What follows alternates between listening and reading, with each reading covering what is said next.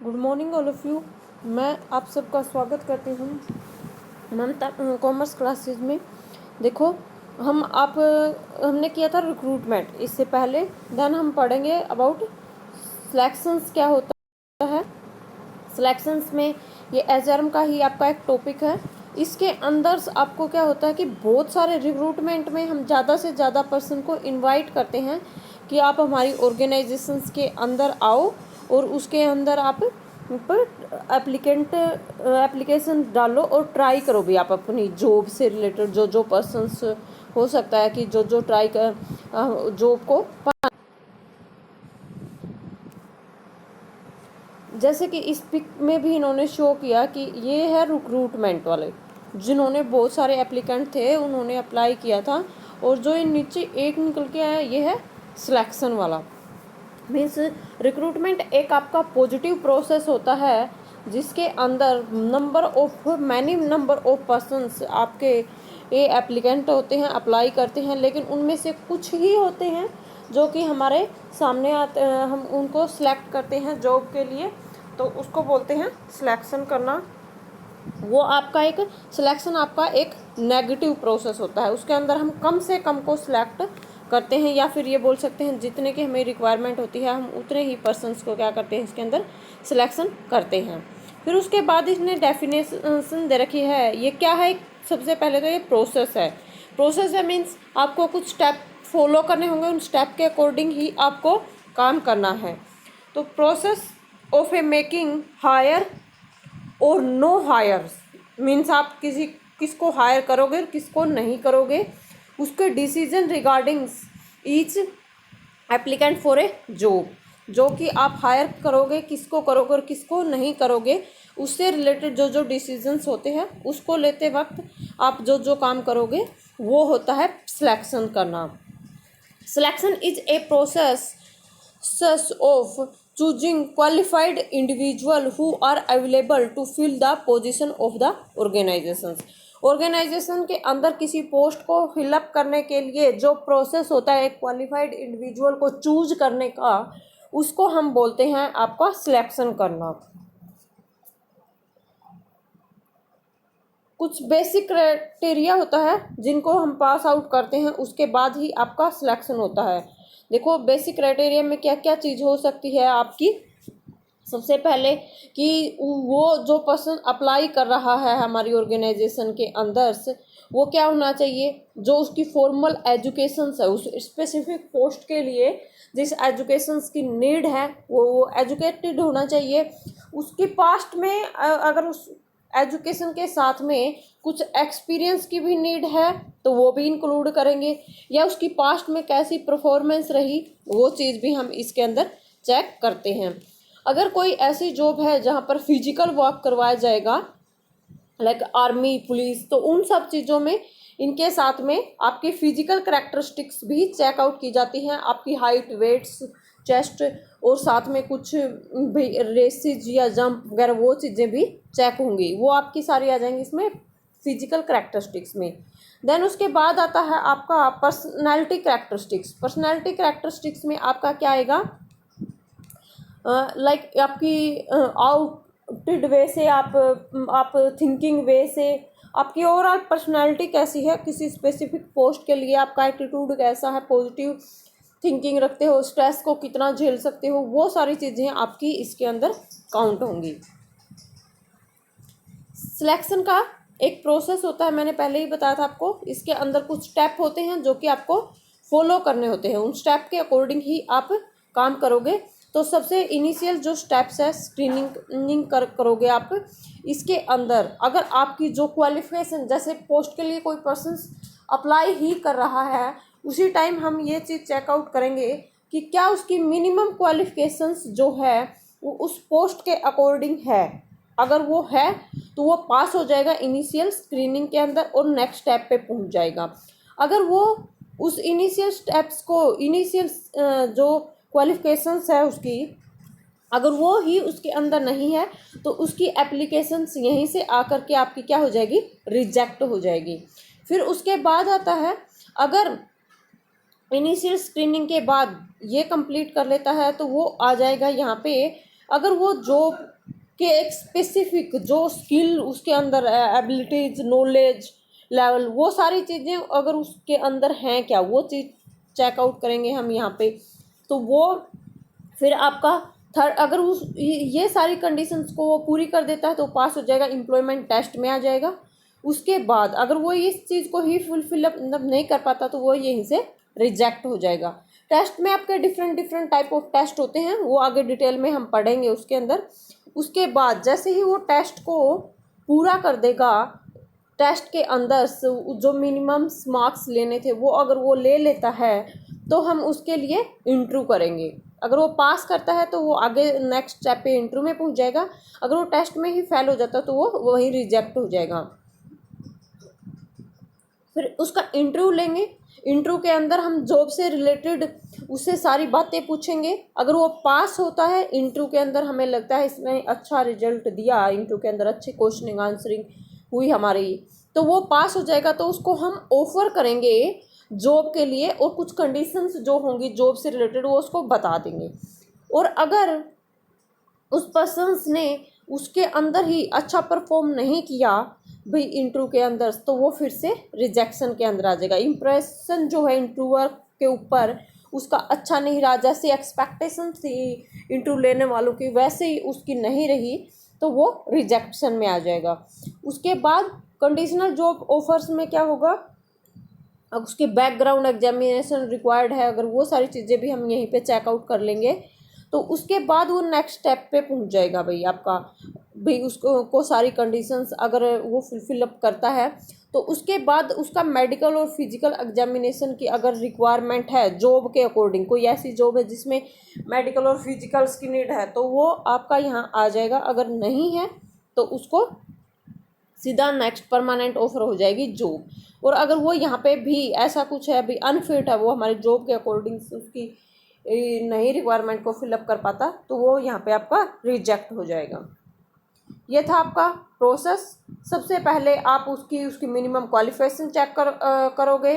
फिर उसके बाद में कि वो फुल्ली कंप्लीटेड वे से वो एप्लीकेंट है क्या, फिर उसका टेस्ट होगा, फिर उसके बाद इंटरव्यू होगा, उसकी बैकग्राउंड एग्जामिनेशन चेक की जाएगी, उसके बाद उसका मेडिकल और फिजिकल होगा, फिर उसके बाद में उसको परमानेंट जो है कंडीशन को वो अगर अकॉर्डिंग टू कंडीशंस हो रहा है सब कुछ तो उसको परमानेंट ऑफर कर दी जाएगी। जो सिलेक्शन के डिफरेंट डिफरेंट इन्होंने मेथड्स कॉमन यूज किए जाते हैं, जो मैंने पहले ही बताया था आपको। टेस्ट लिया जाता है, एक होता है टेस्ट, एक होता है आपका इंटरव्यूइंग। इन दोनों में डिफरेंस ये है, दोनों में ही क्वेश्चन आंसरिंग होती है। जो टेस्ट है वो आपका रिटर्न वे में होता है, ये ओरल वे में होता है। गैदरिंग इन्फॉर्मेशन में अदर कुछ इन्फॉर्मेशन होंगी जो कि हम उसकी कलेक्ट करेंगे। देखो सबसे पहले टेस्ट के बारे में पढ़ते हैं। टेस्ट होता क्या है, टेस्टिंग करना।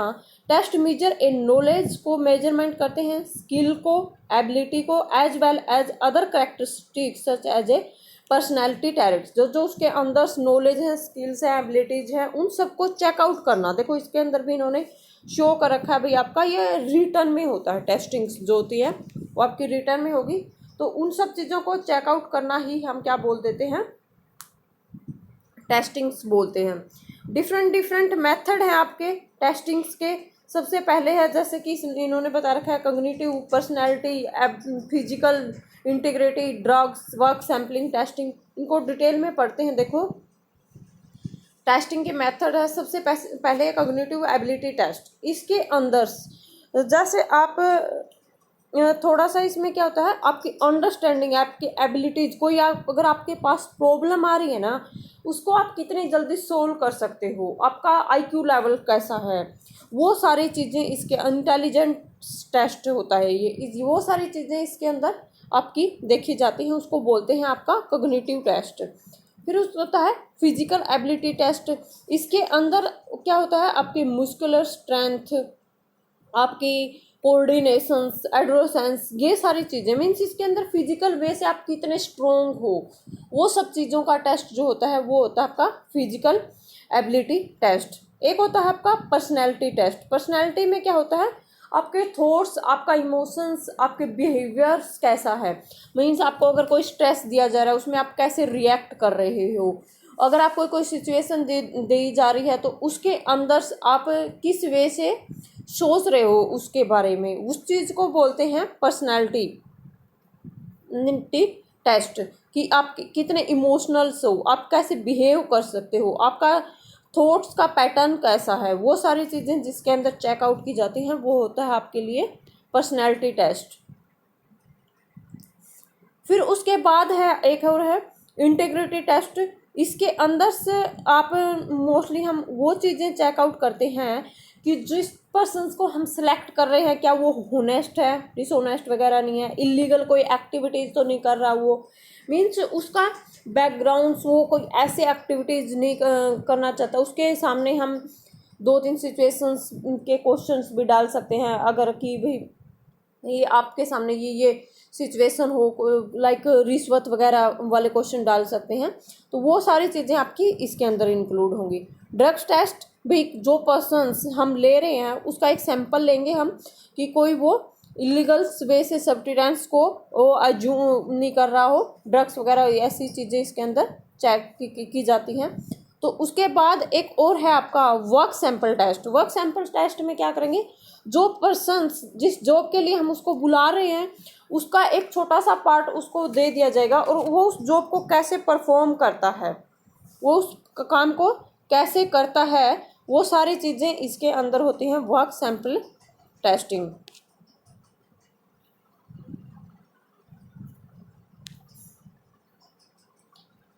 उसके बाद आता है आपका सिलेक्शन मेथड में information gathering setting. Second step था आपका इंफॉर्मेशन गैदरिंग। इसके अंदर क्या करते हैं, गैदर करते हैं इंक्लूड जो जो एप्लीकेंट से रिलेटेड उसने जो जो अपनी रिज्यूम में फॉर्म्स में बाय जो ग्राफिकल जो डाटा दिया है उसको रेफरेंस चेक कर लेते हैं हम कि अगर ये कोई पर्सन्स है उसके सराउंडिंग्स में उसके आस पड़ोस में उसके एक तरीके से रेफरेंस चेक की जाती है कि जैसा उसने डाटा दिया है हमें क्या एक्चुअल में वैसा ही डाटा उसका है। जैसे नॉर्मली भी हमारा कोई जैसे गवर्नमेंट जॉब में भी होता है कि पहले आप एप्लीकेशन डालोगे उसके बाद आपका एक टेस्ट होगा रिटन टेस्ट। जैसे ही आप वो कंप्लीट कर देते हो रिटन टेस्ट उसके बाद आपकी डॉक्यूमेंट वेरिफिकेशंस होती है।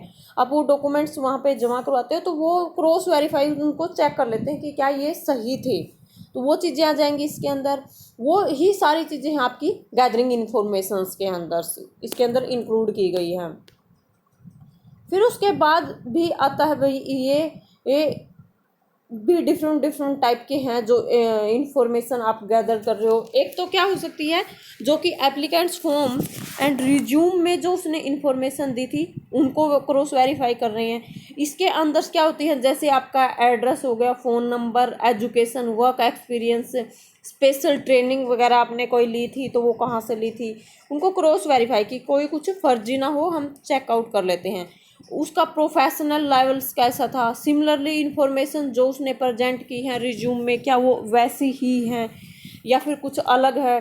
बायोग्राफिकल डाटा इसके अंदर क्या कर लेते हैं, उसका हिस्ट्री को चेकआउट करते हैं। उस पर्सन्स की हिस्ट्री में उसने कहीं कहाँ पे कैसा बिहेव किया था, कोई उसकी भाई केसेस वगैरह नहीं है उसके ऊपर, कोई वो पर्सन्स की आइडेंटिटी कैसी है, कैसा नेचर्स है उसका, वो सारी चीज़ें चेकआउट करते हैं। फिर आता है रेफरेंस चेक। रेफरेंस चेक में हम क्या कर लेते हैं, उसके जो नॉन पर्सन्स होते हैं जो उसको जानते हैं उनसे थोड़ी सी उसके बारे में इंफॉर्मेशन को गैदर कर लेते हैं। जैसे कि किसी एम्प्लॉयज़ को ले रहे हैं तो उसका पहले का कोई कहीं उसने पहले काम किया हो उसके एम्प्लॉयर से पूछ लिया, उसके टीचर से पूछ लिया, उसके फ्रेंड से पूछ लिया, या फिर उसके जो जो नियर बाई पर्सन्स हैं उन सब से पूछ लेना, उसको बोलते हैं आपके लिए रेफरेंस चेकिंग करना।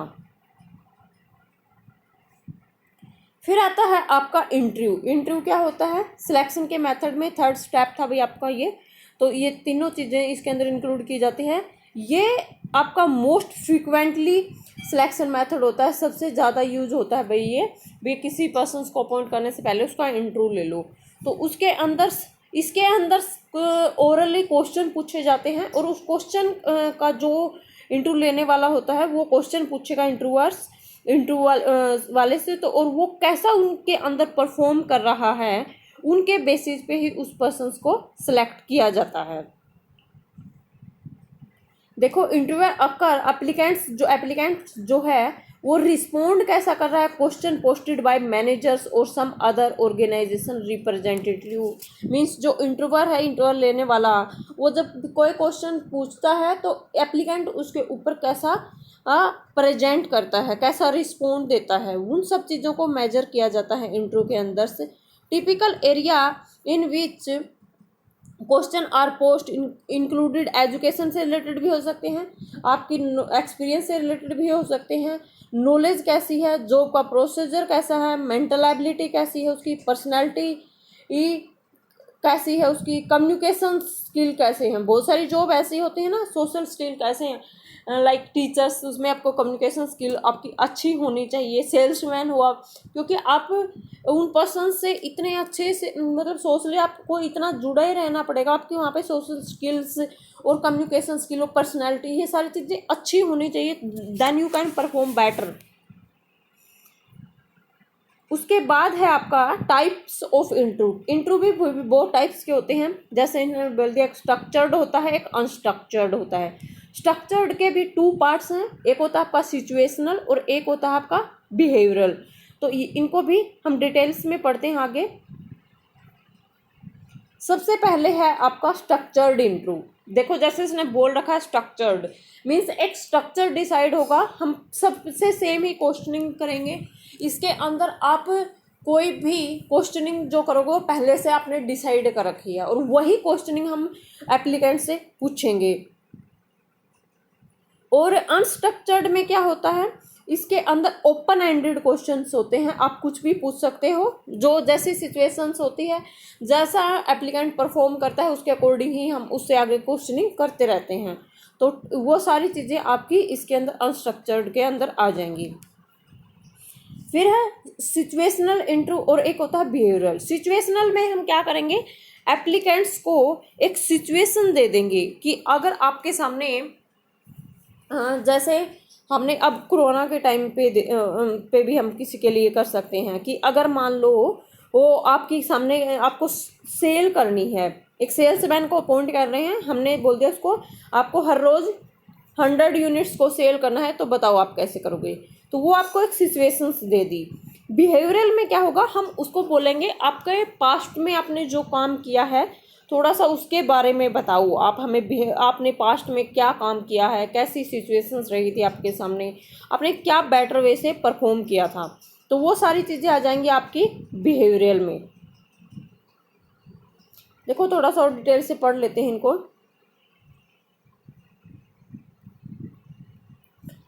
Usage A list of pre determined questions. मैंने बोला था ना कि स्ट्रक्चर्ड में पहले से जो फिक्स्ड है जो चीज़, उसी लिस्ट की क्वेश्चंस को एप्लीकेंट से पूछे जाएंगे। सेम सेट ऑफ क्वेश्चंस होगा हर एप्लीकेंट्स के लिए। There are 2 types of structured interview. 2 types के होते हैं आपके स्ट्रक्चर्ड जो इंटरव्यू होते हैं वो।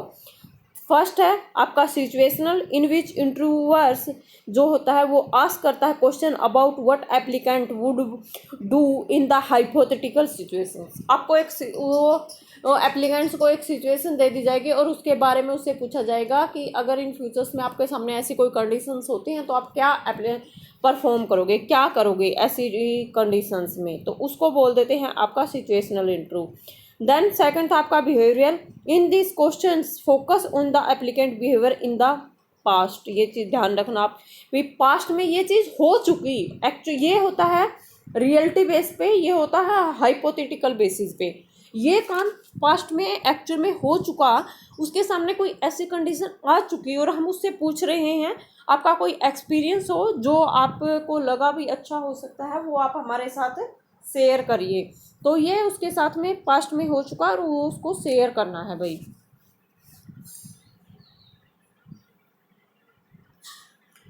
अब आता है अनस्ट्रक्चर्ड। इसके अंदर क्या होगा आपका open ended. Open ended means जो कहीं से भी शुरू हो सकते हैं आपके, ये नहीं है कि स्ट्रक्चर्ड वे में ही होगे, कुछ भी क्वेश्चन कर सकते हैं। Tell me about yourself, हमने ऐसे ही पूछ लिया आप अपने बारे में बताइए कुछ भी, तो वो सारी चीज़ें आपके लिए अनस्ट्रक्चर्ड इंटरव्यू होगा। इसके अंदर डिफरेंट सेट हो सकते हैं क्वेश्चंस के। आप एप्लीकेंट्स डिफरेंट एप्लीकेंट से डिफरेंट क्वेश्चनिंग कर सकते हो, कोई सेट ऑफ क्वेश्चन जो है वो फिक्स्ड नहीं होगा आपके इसके अंदर।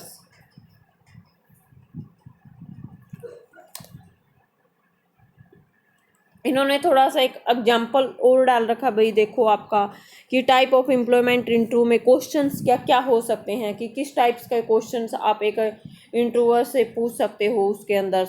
तो जैसे बिहेवियरल क्वेश्चंस में डाल दिया इन्होंने, ask the applicant describe action in a particular past situations. वही सेम भाई पीछे जैसे पढ़ा था भैया मैंने कि है ना, जो पास्ट में उसका एक्सपीरियंस है, कोई ऐसी सिचुएशंस बताओ, आप एक पर्टिकुलर एक्शन बताओ जो आपने लिया हो, कुछ कठिनाई आपके सामने आई हो, तो ऐसे ट्रबल में आपने क्या सिचुएशंस क्या एक्शंस लिया है वो बताओ। इसमें एग्जाम्पल भी डाल रखा है इन्होंने, it often necessary to work together in a group accomplish a task, please tell me about hard working in a groups. भी आप किसी के साथ में ग्रुप्स में काम कर रहे हो तो आपको क्या क्या डिफ़िकल्टीज हैं जो कि फेसेस करनी पड़ी हो, ऐसा कुछ क्वेश्चंस भी आप डाल सकते हो। भी पॉसिबल रिस्पॉन्स क्या हो सकते हैं इस क्वेश्चन के।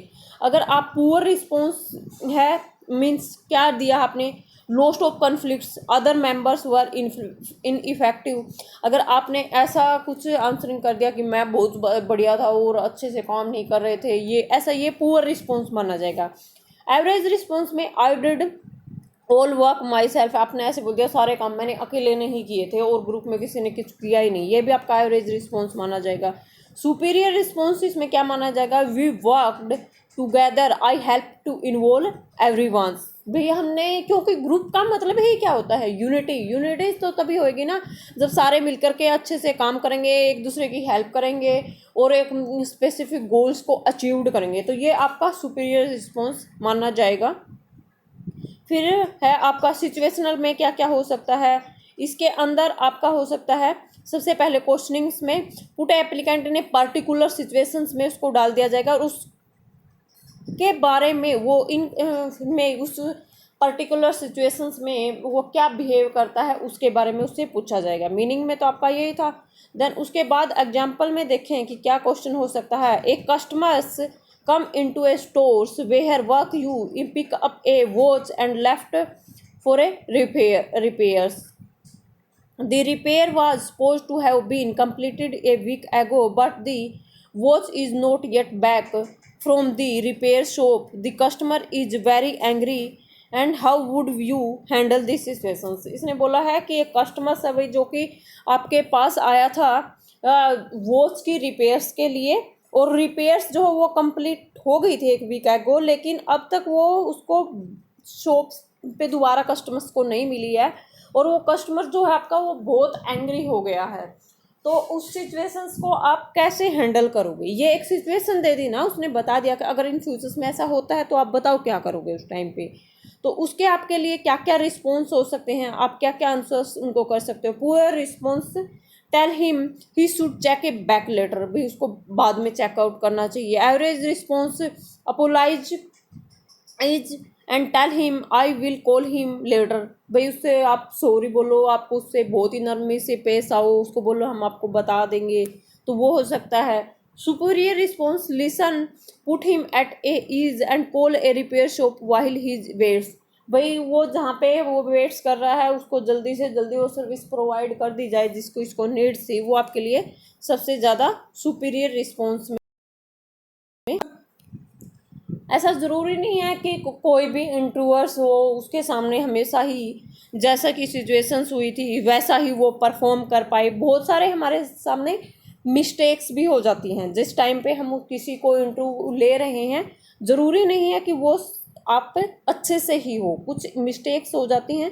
वो मिस्टेक्स में इन्होंने जैसे डाल रखा है स्नैप जजमेंट्स, आपने सिर्फ क्या करा, कोई पोस्ट के लिए कोई पर्सन एप्लीकेंट आया और आपने उसको देखा, एक तरीके से उसका स्नैप्स हुआ और आपने उसको रिजेक्ट, मन में ही सोच लिया कि है ना ये नहीं है, ये बेस्ट पर्सन नहीं है, उससे इतने अच्छे से क्वेश्चनिंग ही नहीं करी, उसके बारे में आपने पहले ही एटीट्यूड ले लिया, तो वो सारी चीज़ें आ जाएंगी। नेगेटिव एम्फेसाइज कर दिया आपने, उसने पहले से उसके बारे में एक नेगेटिव इमेज बना ली, नेगेटिव वे से आप उसको लेकर चल रहे हो, तो वो भी आपके लिए एक मिस्टेक का काम करेगा। हेलो इफेक्ट, आपने किसी पर्सन का एक पॉजिटिव इफेक्ट ले लिया और उसको ही आप क्या कर रहे हो, उसके एक पॉइंट लिया बस, उसको हॉर्न और हेलो में इसमें आपका पॉजिटिव आ जाएगा, इसमें नेगेटिव, आपने सिर्फ एक पॉइंट को लिया और उसके अदर पॉइंट्स को देखा ही नहीं, तो वो सारी चीज़ें आ जाएंगी। बायसनेस, आपने इंटरव्यू लेते वक्त डिफरेंट डिफरेंट पर्सन थे तो सबको इक्वली नहीं मेजर किया, आपने बायसनेस ले आए उनसे क्वेश्चनिंग में उनको सेलेक्ट करते हुए, तो वो सारी चीज़ें आ जाएंगी। कल्चरल नॉइस, जो आपके जैसे कल्चर से रिलेटेड थे, आपके जैसे कल्चर से बिलोंग करते थे, आपने उनको ज़्यादा priority the in others person के कंपैरिजन्स में, तो वो सारी चीज़ें इसके अंदर इंक्लूड हो जाएंगी। तो देखो ये थोड़ा सा सोर्स में आपका भी प्रोवाइड कर रखा है भाई, आपने हमने पढ़ा था, एक था पढ़ा था रिक्रूटमेंट और recruitment and selection, then selection. Recruitment में आपका इंटरनल सोर्स से कर सकते हैं, वो पढ़ा था हमने, ये सारा हमने डिटेल्स में पढ़ रखा है, सिर्फ इसको एक बार देख लेना। ये सिलेक्शन प्रोसेस, सिलेक्शन मेथड, ये टेस्टिंग, कन्फर्टिंग इंटरव्यू, ये सारी चीज़ें मैंने आपको डिटेल में बता दी हैं। ये लास्ट वाला था, ये एक कंक्लूजन है दोनों चैप्टर्स का। Thank you. नेक्स्ट चैप्टर के लिए नेक्स्ट क्लासेज में करेंगे। Thank you so much.